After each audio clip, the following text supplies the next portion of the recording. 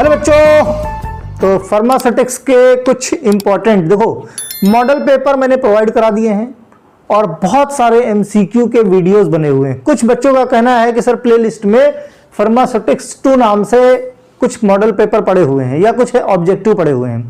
तो देखो क्या है कि पहले फर्स्ट ईयर में फार्मास्यूटिक्स चलती थी, सेकेंड ईयर में फार्मास्यूटिक्स सेकेंड चलती थी।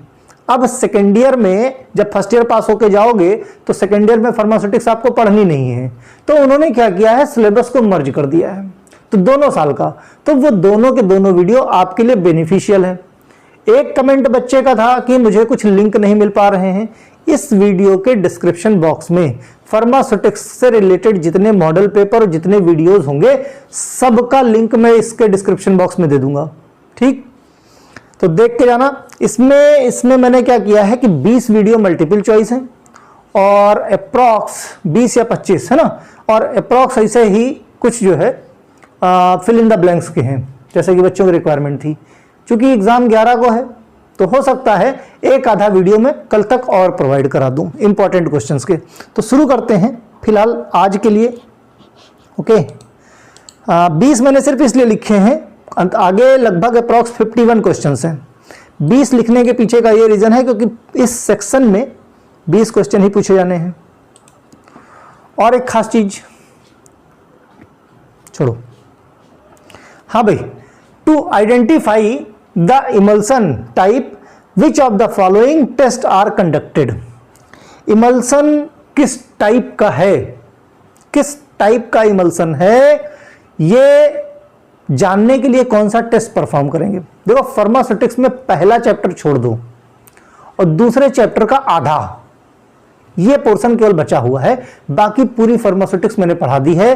फार्मास्यूटिक्स थ्योरी के नाम से, फार्मास्यूटिक्स थ्योरी के नाम से प्लेलिस्ट है। प्लेलिस्ट देखना कैसे है, यहां तक का वीडियो तक मैंने बता दिया है, कैसे आपको प्लेलिस्ट देखना है, कैसे आपको निकालना वीडियो। तो जाके देख लो, सिंपल लैंग्वेज में है, समझ में आ जाएगा तो भला हो जाएगा।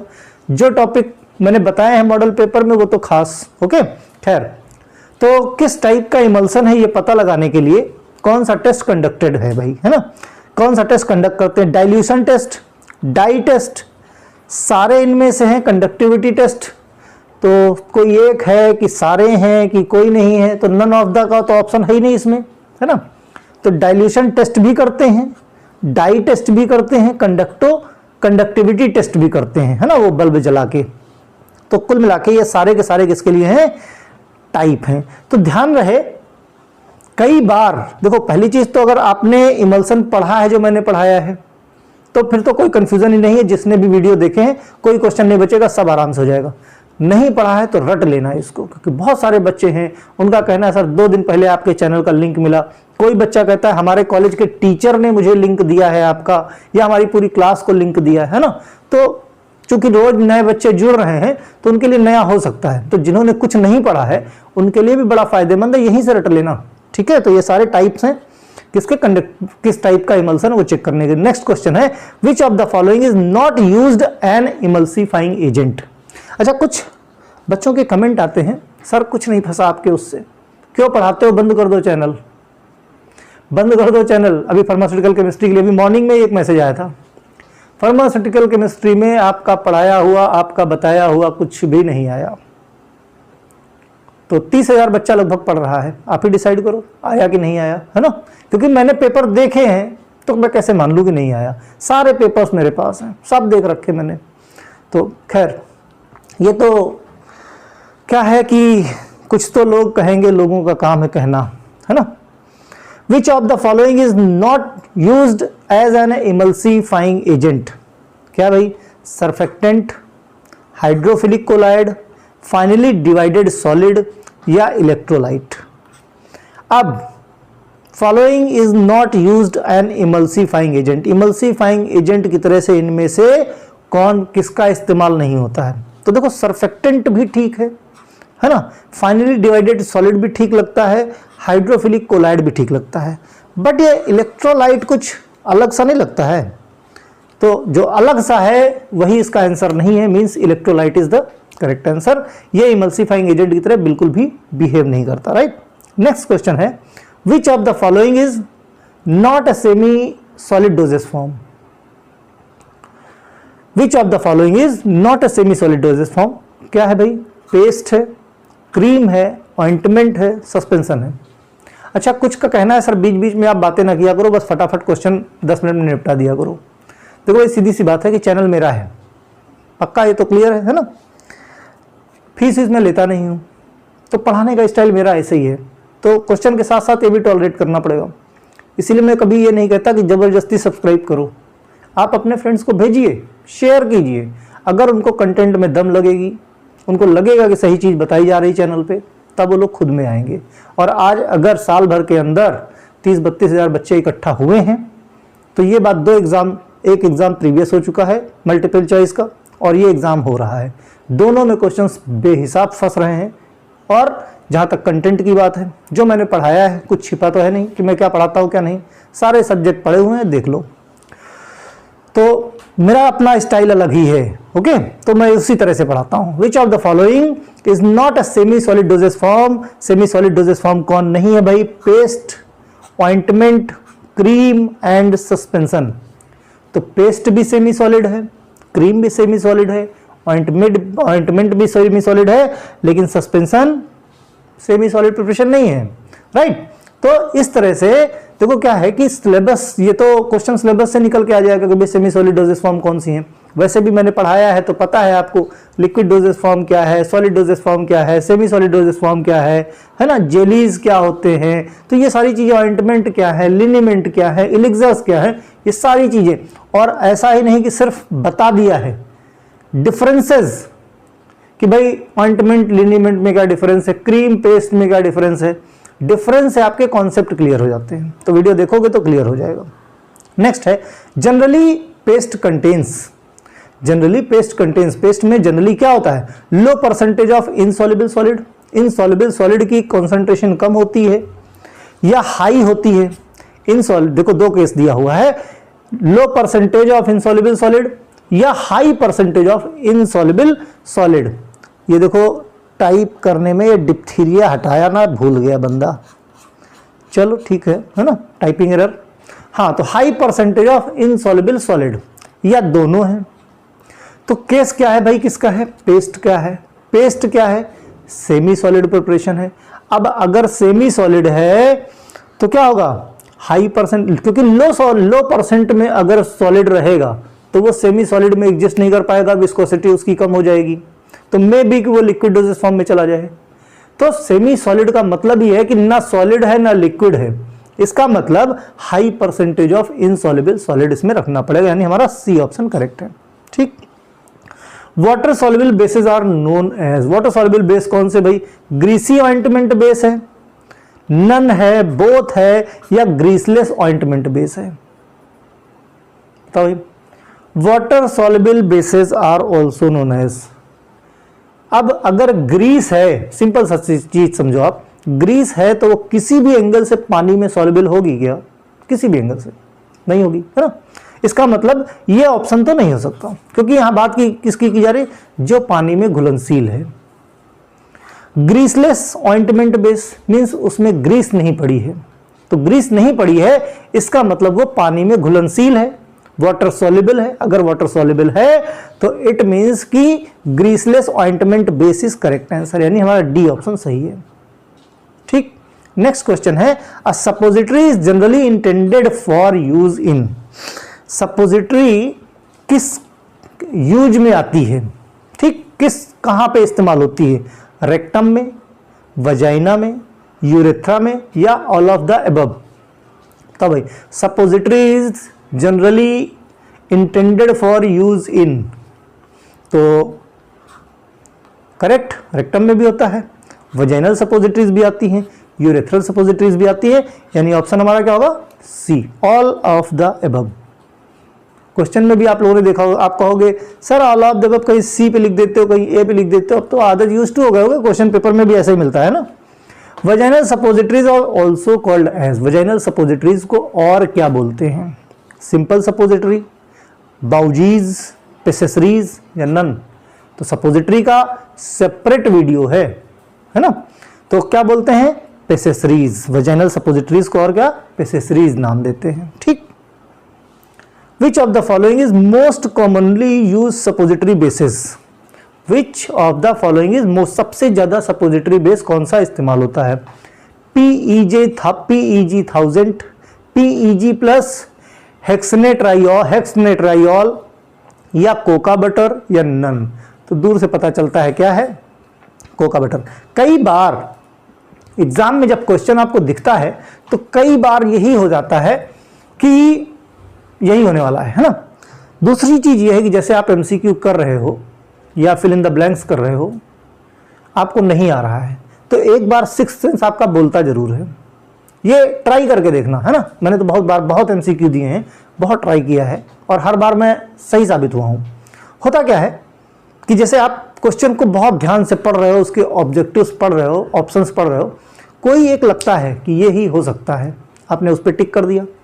ठीक, MCQ खास चीज बताता हूं कि कभी भी MCQ टिक करने के बाद रिवीजन मत करना।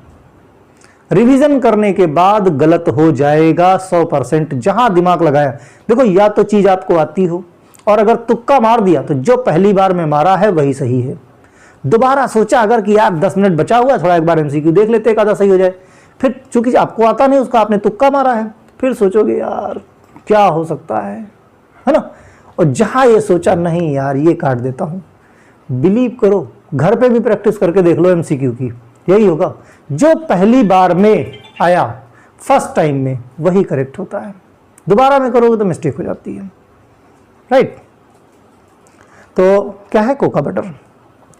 विच of the following method is simple and oldest method of preparation of suppositories? Which of the following method is simple and oldest method of preparation of suppositories? कौन सा मेथड जो है ओल्डेस्ट है किसके लिए? प्रिपरेशन ऑफ सपोजिटरीज के लिए। किसका है? चलो कोई नहीं। ओके, तो कौन सा मेथड है? Hand moulding method. हाथ से सपोजिटरीज पहले बनाई जाती थी, तो यही एंशिएंट मेथड है पहले का। ठीक, यानी बी ऑप्शन हमारा करेक्ट है। नेक्स्ट है the first edition IP was published in. पहले चैप्टर के मैंने काफी क्वेश्चन डाले हैं क्योंकि बच्चों का कहना, और ऐसे क्वेश्चन आते हैं और बड़े कंफ्यूजिंग होते हैं। तो भाई first edition IP was published in, तो फर्स्ट एडिशन हुआ है पब्लिश कब? 55 में। कब? 55 में, 1955 में। तो फर्स्ट की बात करो तो सेकंड एडिशन कब हुआ है? 1966 में। ठीक, एक लगभग पहले एडिशन से 11 साल के बाद, फर्स्ट एडिशन के ठीक 11 साल बाद सेकंड एडिशन क्या हुआ है? पब्लिश हुआ है। जैसे 1955 में फर्स्ट एडिशन हुआ है तो इसमें 11 जोड़ दो, कितना है? 1966। 1966 में सेकंड एडिशन पब्लिश हुआ है। ठीक, फिर बात करो क्या? 1985 की बात करो, किसी न किसी की डेट ऑफ बर्थ भी हो सकती है ना, 1985। ये इसमें हुआ है कौन सा? Third edition. कौन सा? Third edition. अब 66 से ये कितना? 15 से 6 गए कितना भाई? बोलो 9, है ना। इधर 7 बचा 1। तो अब जो है देखो, पहला हुआ है, पहला एडिशन की बात करें तो 1955 में पहला एडिशन। जाहिर सी बात है, जितने पढ़ रहे हो कोई नहीं पैदा हुआ, कोई नहीं पैदा हुआ इनमें से, राइट, जितने भी हम मुझसे पढ़ रहे हो यहाँ पे। फिर इसमें 11 जोड़ दो भाई, 11 साल के बाद 1966 में सेकेंड एडिशन आ गया। आ गया, ये क्या है? ये फर्स्ट एडिशन है। 1966 में सेकेंड एडिशन आ गया। अब इसमें 19 जोड़ दो सेकेंड वाले में, कितना हो जाएगा? 1985। ये हो सकता है इस डेट ऑफ बर्थ का कोई ना कोई बच्चा पढ़ रहा हो, माइट बी पॉसिबल, है ना। कई बच्चे ड्रॉप आउट वाले हैं, कई बच्चे कई साल, तो कुल मिला के देखो 3 एडिशन क्लियर हुए। 1955 में पहला एडिशन आया, तुम में से कोई नहीं पैदा हुआ था, ठीक, पापा लोगों की उम्र में। 1966 दूसरा एडिशन में 11 साल के बाद, पहला आया उनके बचपन में और दूसरा आया 11 साल के बाद जब वो थोड़ा सा बड़े हो गए। कब? 1966 में। और तीसरा आया 1985 में। कब आया? 1985 में तीसरा एडिशन आ गया। तो 3 एडिशन क्लियर, 55, 66, 85 याद रहे, 1900 ही है, 55, 66, 85। ठीक, अब चौथे एडिशन की बात कर लो, वो आया है 96 में। कब? 96 में। 85 ये कितने साल बाद आया भाई? 1 और 1। तो ध्यान से समझने की कोशिश करो। पहला आया 1955 में, दूसरा आया उसके 11 साल बाद 1966 में, तीसरा आया 19 साल बाद 1985 में, और जो चौथा है फिर 11 साल बाद, फिर 11 न जाने क्या हो जाता है इसको 11 साल बाद, 11 साल बाद ही आता है। तो क्या हुआ? 1996। तो जिसमें से देखो 4 एडिशन तो ये ऐसे हैं जिसमें ये 2 एडिशन बेटा जब पब्लिश हुए हैं तब तुम इस दुनिया में तुम्हारा अस्तित्व नहीं था। जितने पढ़ रहे हैं 55, 66, ठीक, ये पापा लोगों की जनरेशन। अब 85 और 96 थर्ड और फोर्थ एडिशन, थर्ड और चूंकि जनरेशन गैप हो गया ना, सेकंड आया ठीक 11 साल बाद 1966 में, फिर एक जनरेशन गैप हो गया तो 19 साल बाद तीसरा आया 1985 में, फिर जनरेशन गैप स्टार्ट, फिर सही हो गया है ना, फिर 11 साल बाद कब? 1996 में आ गया चौथा। तो 4 एडिशन क्लियर रखना, बाकी के 4 आगे पढ़ा देंगे। 4 ध्यान है ना, कब? 55, 66 और 85, 96। 1955 में फर्स्ट एडिशन पब्लिश हुआ था, सेकेंड एडिशन आया था ठीक 11 साल के बाद, कब? 1966 में। थर्ड एडिशन किसी न किसी बच्चे की डेट ऑफ बर्थ होगी, कब? 1985, और फोर्थ एडिशन 1996 में, मीन्स 1996। ठीक, तो ये 4 एडिशन याद रखना, आगे फिर रिवाइज हो जाएंगे। ठीक है, ओके भाई। तो नेक्स्ट क्वेश्चन पे आते हैं। Pharmacy act come in force in, जो फार्मेसी पढ़ रहे हो इस फार्मेसी का एक्ट है, किसके अकॉर्डिंग? आपको रूल्स एंड रेगुलेशन, जैसे देश कैसे चलता है हमारे संविधान से, वैसे फार्मेसी कैसे चलता है? फार्मेसी एक्ट से, है ना। तो हमको कैसे काम करना है, क्या करना है, हमारे कितनी फ्रीडम्स है, क्या है, इन सब चीजों के बारे में जानकारी कहां मिलेगी? फार्मेसी एक्ट में। तो ये कब आया? ये 1948 एज ए फार्मासिस्ट। पहली चीज तो आईपी पहला एडिशन 55, दूसरा एडिशन 66, तीसरा एडिशन 85, चौथा एडिशन 96। 1900 लगाते चले जाओ सबके सामने। ये 4 एडिशन क्लियर हो गए। एक चीज तो ये भाई आईपी के बारे में आपको पता होना चाहिए। दूसरा, जो आपकी गीता कुरान है फार्मेसी एक्ट, वो क्या है? 1948 पता होना चाहिए हर फार्मासिस्ट को। फार्मेसी एक्ट कब आया? 1948। ठीक, नेक्स्ट बढ़ते हैं। What is the USP? USP क्या है? United State pharmacology, United State pharmacy, none, United State pharmacopoeia.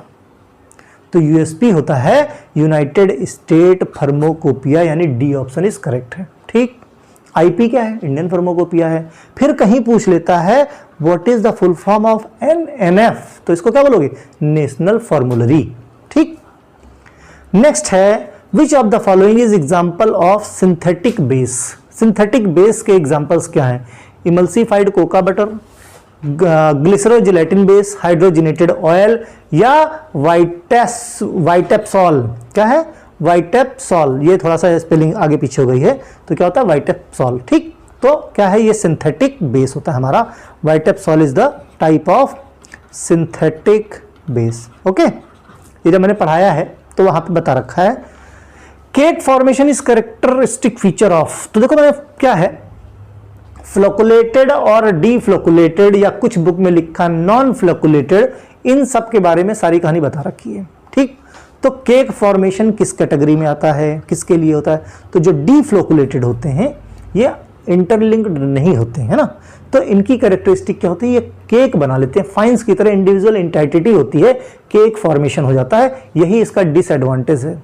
तो जब मैंने पढ़ाया था फ्लोकुलेटेड नॉन फ्लोकुलेटेड, बाकायदे डिफरेंस बताया है, तो वहां पे एक डिफरेंस ये भी था किसमें केक फॉर्मेशन होता है, किसमें नहीं होता है। ठीक, तो डीफ्लोकुलेटेड में केक का फॉर्मेशन होता है। नेक्स्ट है rate of sedimentation is high. किसमें रेट ऑफ सेडिमेंटेशन हाई होगा? जिसमें नेटवर्क होगा, जिसमें जो एक दूसरे से कनेक्टेड है। मैंने समझाया था कि लाइक दिस ये सब एक दूसरे से लिंक्ड है, तो होगा क्या? एक सेटल होगा, दूसरे को लेता चला आएगा। तो रेट ऑफ सेडिमेंटेशन ठीक उल्टा किसका, फ्लोकुलेटेड का ज्यादा हाई रहता है, वो ज्यादा अच्छे से सेडिमेंट हो जाते हैं। ठीक, फिर upward creaming is observe. Upward creaming, cream ऊपर रह जाएगी किस केस में, water in oil, oil in water emulsion या बोथ। देखो इमल्सन और सस्पेंशन, सपोजिटरीज, ये सब तो क्वेश्चन फिक्स हैं। एनडीडीएस 100% आना है, कोई नहीं रोक सकता। ठीक, तो कुछ क्वेश्चन तो एकदम जैसे पैकिंग मटेरियल से क्वेश्चन आएगा आपका, तो कुछ ऐसी चीजें हैं जो 100% आती हैं ना। तो भाई हाँ, अपवर्ड क्रीमिंग ऑब्जर्व। भाई अपवर्ड क्रीम कब आएगी, जब ऑयल ज्यादा होगा। ऑयल इन वाटर इमल्सन में क्रीम ऊपर आएगी, वाटर ज्यादा होगा उसमें ऑयल की ड्रॉप्स डाल दो, क्रीम डाल दो, क्या होगा, क्रीम ऊपर आ जाएगी, है ना। तो कैसा होगा, ऑयल इन वाटर। ठीक, तो हमारा सी ऑप्शन करेक्ट है। नेक्स्ट है, which of the following is not a method to test type emulsion. इनमें से कौन सा ऐसा मेथड है जो इमल्सन का टाइप पता करने के लिए नहीं है। Microscopic method, conductance method, coagulation method, dye method. देखो हमने पढ़ा है माइक्रोस्कोपिक होता है भाई, कंडक्टेंस मेथड भी होता है जिसको कंडक्टिविटी मेथड बोलते हैं, जिसमें बल्ब को जला के देखते हैं। डाई मेथड भी होता है, डाई डाल के देख लेते हैं ना, लेकिन कोगुलेशन मेथड नहीं देखा, राइट। तो यानी कि सी ऑप्शन हमारा करेक्ट है। ये जो है टाइप ऑफ इमल्सन पता करने का मेथड नहीं है। नेक्स्ट क्वेश्चन है, which of the following is not an example of water in oil emulsion, यानी W/O water in oil emulsion का टाइप नहीं है। क्या भाई, butter, cold cream, milk, none. बताओ भाई, वाटर इन ऑयल का टाइप नहीं है, क्या नहीं है, दूध। दूध जो है वाटर इन ऑयल का टाइप नहीं है। ओके, मिक्स हो जाता है ये। और इमल्सन क्या है, टू इमिसिबल लिक्विड्स है ना, टू इमिसिबल लिक्विड से बनाया जाता है, तो मिसिबल लिक्विड से, राइट। तो बी ऑप्शन करेक्ट। नेक्स्ट है, conductivity test, if bulb glows on passing electric current, so what would the type of emulsion. Bulb लगाया मैंने, ठीक, दो तरह के इमल्सन है, दो तरह के इमल्सन हमने लिया। तो एक वाटर इन ऑयल है, एक ऑयल इन वाटर है, ज्यादा कंफ्यूज मत हो। एक वाटर इन ऑयल या वाटर ऑयल इन वाटर है ना। तो एक बल्ब ज्यादा ग्लो कर रहा है, एक बल्ब कम ग्लो कर रहा है। तो इसको क्या कंडक्टिविटी, तो जो कंडक्टिविटी के लिए फेवरेबल है वो क्या होता है, पानी, यानी पानी ज्यादा होना चाहिए। तो डिस्पर्स फेज कम होता है और डिस्पर्सन फेज ज्यादा होता है। तो पानी जिसमें ज्यादा होगा, तो ऑयल इन वाटर क्या है, ऑयल इन वाटर। ऑयल क्या है, ऑयल इन वाटर, जो ऊपर रहता है उसको क्या बोलते हैं, उसको बोलते हैं डिस्पर्स फेज। क्या बोलते हैं, डिस्पर्स फेज। ठीक, और जो नीचे रहता है इसको बोलते हैं dispersion phase, dispersion phase, right. तो इसमें पानी ज्यादा है, जो नीचे रहता है वो ज्यादा मात्रा में होता है ना। वो अगर यहीं पे केस वाटर इन ऑयल की कर दी जाए तो इसमें ऑयल कॉन्सेंट्रेशन बहुत ज्यादा है और वाटर कॉन्सेंट्रेशन बहुत कम है। तो जब वाटर ज्यादा होगा तभी कंडक्टिविटी ऑफ करंट ज्यादा होगी, जब लाइट ज्यादा पास होगी तभी बल्ब ज्यादा ग्लो करेगा, राइट, तभी ज्यादा ग्लो करेगा। अब वही है ना कि जैसे लोग दिखाते हैं एक्सपेरिमेंट के लिए, अभी सुटेबल समय नहीं है, इतना डेवलप नहीं हुई है टेक्नोलॉजी हमारे पास, है ना। अदरवाइज दो इमल्सन बना के फटाक से दिखाते मजा आ जाती, राइट। तो जब ऑफलाइन क्लासेस होंगी तो दिखाया जाएगा ये चमत्कार भी। ओके, तो कुल मिला के सी ऑप्शन करेक्ट है। नेक्स्ट है, some drugs are advised before meal to. कुछ दवाएं ऐसी हैं जो खाना खाने के पहले एडवाइज की जाती हैं। ठीक, तो क्यों की जाती हैं, avoid dose dumping, maybe, avoid interaction with food, maybe, improve the absorption, maybe, none. तो कायदे से अगर देखा जाए तो कहीं ना कहीं काफी ऑप्शन भी ठीक लग रहे हैं, सारे ही सही लग रहे हैं। तो अगर ऑल ऑफ द अबव का ऑप्शन होता तो हम इस पे टिक कर देते हैं बिंदास, बट ऐसा नहीं है ना। ऐसे क्वेश्चन फेस करने पड़ेंगे आपको। उस केस में ज्यादा प्रोबेबिलिटी किसकी है, ज्यादा प्रोबेबिलिटी अवॉइड, भाई जैसे सपोज करो एंटासिड है, ठीक, या एसिडिटी से रिलेटेड दवाएं हैं या गैस से रिलेटेड दवाएं हैं। इन सारी दवाओं को डॉक्टर बोलता है खाना खाने के पहले लेना है आपको, है ना, बिफोर मील। क्यों बोलता है? ताकि जब खाना जाए उसके पहले ये अपना काम कर चुका हो, यानी इसका एब्जॉर्प्शन ज़्यादा अच्छे से हो। खाना खाने के बाद अगर दवा लोगे तो उसका एब्जॉर्प्शन स्लो रहेगा, और खाना खाने के पहले पेट खाली है, जो डालोगे वो डाइजेस्ट होकर एब्जॉर्ब हो जाएगा। ठीक, खाली पेट में जो डालोगे एब्जॉर्ब हो जाएगा। कभी ध्यान दो, लोगों को प्रॉब्लम होती है खाने से, तो खाने से प्रॉब्लम नहीं होती, प्रॉब्लम होती ओवर ईटिंग से। कभी बहुत भूख लगी हो, ऐसा खाना जो डाइजेस्ट नहीं होता है, थोड़ी मात्रा में लेके देखो, भूखे पेट में जो जाएगा वो सब डाइजेस्ट हो जाएगा। भाई गरम गरम तवा है, 2 बूंद पानी मारो, क्या होगा? वेपराइज कर देगा। 2 बूंद फिर मारो, वेपराइज कर देगा। बाल्टी भर मारो, ठंडा हो जाएगा, है ना। तो कुल मिला के क्यों दिया जाता है? ताकि ये दवा इजीली और ज्यादा मात्रा में एब्जॉर्ब होकर अपना असर दिखा चुकी हो, राइट। यानी हमारा डी ऑप्शन करेक्ट है। अब फिल इन द ब्लैंक्स की बारी आती है। फिल इन द ब्लैंक्स, है ना। उसके पहले फर्स्ट एडिशन आईपी कब हुआ भाई बताओ? पहला एडिशन 1955। अब फिर सेकेंड एडिशन की बात करें हम, सेकेंड एडिशन कब हुआ? 11 साल बाद, 1966। थर्ड एडिशन की बात करें कब हुआ? बोलो बोलो बोलो बोलो बोलो। 19 साल बाद, 1985। ठीक। फोर्थ एडिशन की बात करो कब हुआ? फिर 11 साल बाद, कब? 1996। 4 एडिशन क्लियर। क्वेश्चन मिलेगा एमसीक्यू में कल, ठीक है। ओके, नेक्स्ट है question, what type of emulsion is water in oil in water emulsion? Water in oil in water emulsion, तो क्या सही आंसर है? Multiple emulsion. देखो मैंने ऑप्शन के फिल इन द ब्लैंक्स के ऑप्शन ये आपको मिलेंगे नहीं, वहां पे खुद से करना होगा, है ना। तो प्रैक्टिस में करा दे रहा हूं और इंपॉर्टेंट क्वेश्चन है। तो tail of the surfactant molecule is oil loving known as. अगर टेल ऑयल लविंग है तो उसको क्या बोलोगे?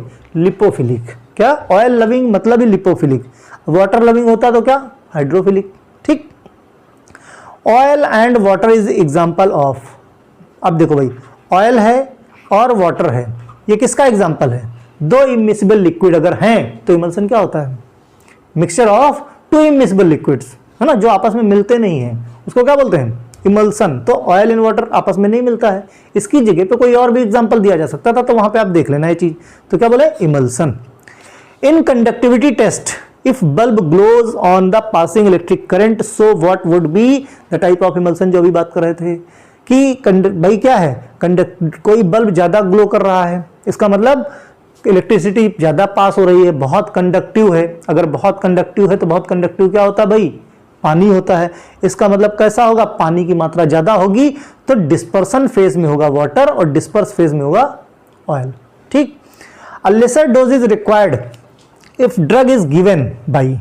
अब देखो, जब कोई चीज आईवी दे रहे हो, आईवी रूट से, राइट, इंट्रावेनस, तो इंट्रावेनस के केस में 100% बायो अवेलेबिलिटी होती है। मतलब डोज हमने दी कम, असर हुआ ज्यादा। क्यों? क्योंकि पहली चीज तो फर्स्ट पास मेटाबॉलिज्म नहीं हुआ, और जो हमने दिया उसका कोई डाइजेशन वाइजेशन नहीं हुआ, एज इट इज जाके सीधा ब्लड सर्कुलेशन में पहुंच गया और सीधा उसका डिस्ट्रीब्यूशन हो जाएगा। एब्जॉर्ब, पहले क्या होता था? डाइजेस्ट होता, डाइजेस्ट के बाद एब्जॉर्ब होता था, और एब्जॉर्ब के बाद वो सिस्टमिक सर्कुलेशन में पहुंचता था। हमने आईवी रूट से दे दिया, तो जो ज्यादा ड्रग देते थे, जो जगह जगह जाती थी, मेटाबोलाइज होती थी, है ना, फर्स्ट पास मेटाबॉलिज्म में जाते थे, तो जगह पर अपने डेस्टिनेशन तक पहुंचते पहुंचते उसकी मात्रा बहुत कम बचती थी।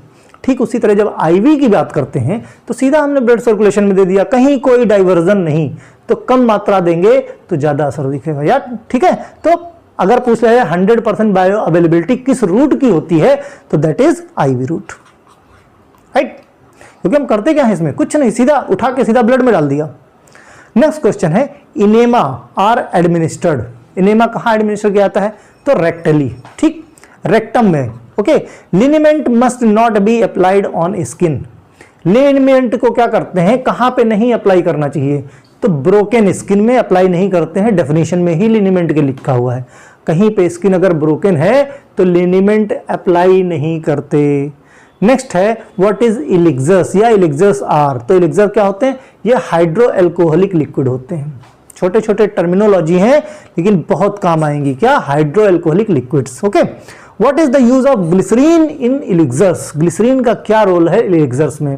तो जाहिर सी बात है, ग्लिसरीन एज ए व्हीकल का रोल अदा करता है। जैसे व्हीकल टेम्पो है, ऑटो है, कॉलेज की बस है, ये आपको कॉलेज पहुंचाने के लिए व्हीकल का काम करती है। ठीक उसी तरह से ग्लिसरीन के अंदर जो एलिक्सर्स हैं उसमें मेडिकामेंट क्या है, डिसॉल्व कर दिया जाता है और डेस्टिनेशन तक पहुंचने के लिए व्हीकल का काम करता है। ठीक, तो एज ए व्हीकल वर्क करता है। Chloroform spirit is used in elixir as, elixir में अब क्लोरोफॉर्म, देखो ग्लिसरीन का काम क्या था, व्हीकल। अब क्लोरोफॉर्म का क्या काम है भाई, क्लोरोफॉर्म स्प्रिट का क्या काम है? तो जाहिर सी बात है क्या है, एज ए प्रिजर्वेटिव की तरह यूज करते हैं। Iodine solution is used as, iodine solution क्या है?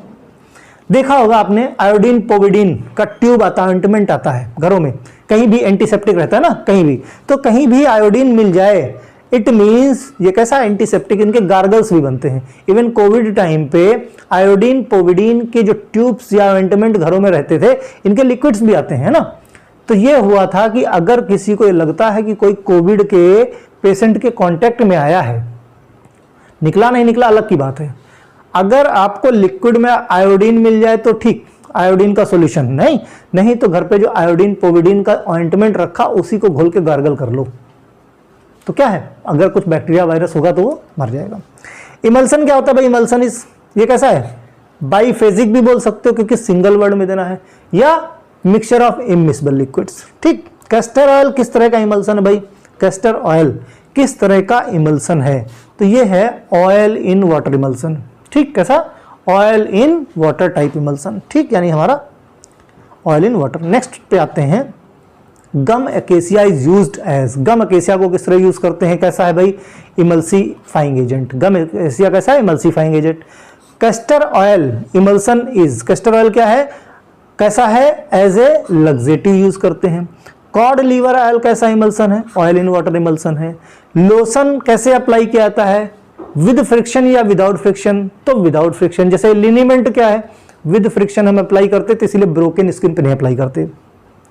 लोशन में क्या है, लोशन विदाउट फ्रिक्शन अप्लाई करते हैं। ओके, अब 7th एडिशन कब हुआ भाई?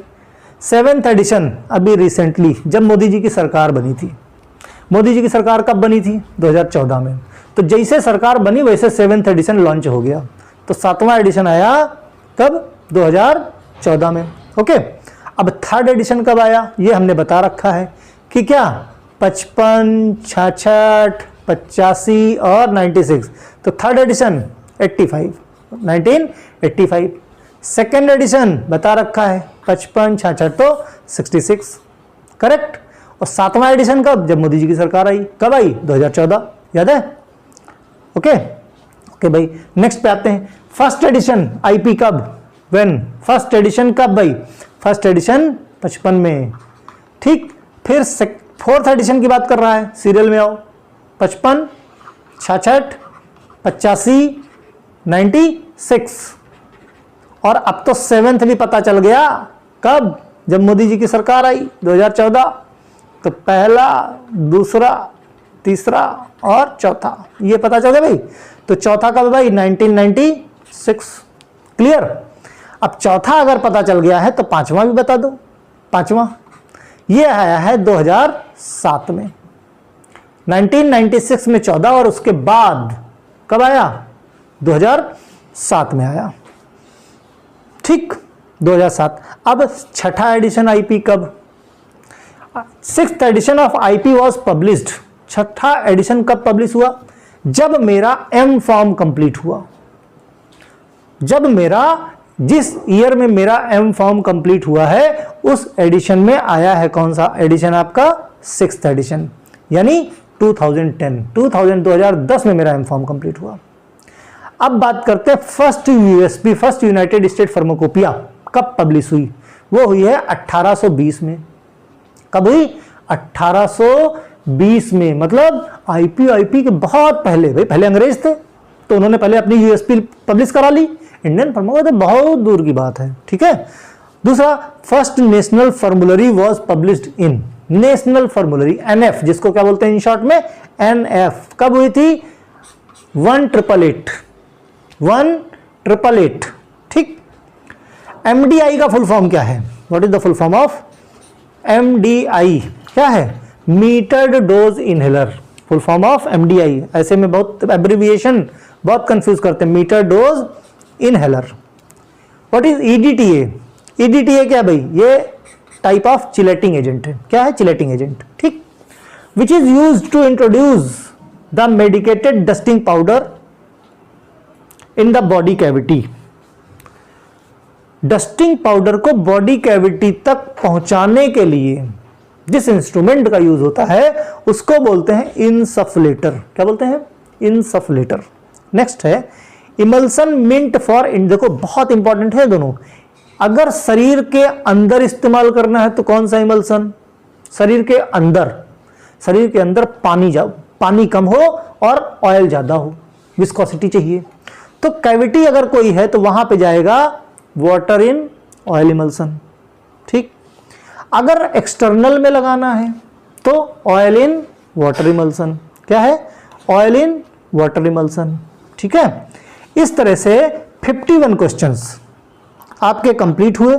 अगर और भी क्वेश्चन चाहिए कल तक तो कमेंट सेक्शन में लिखें।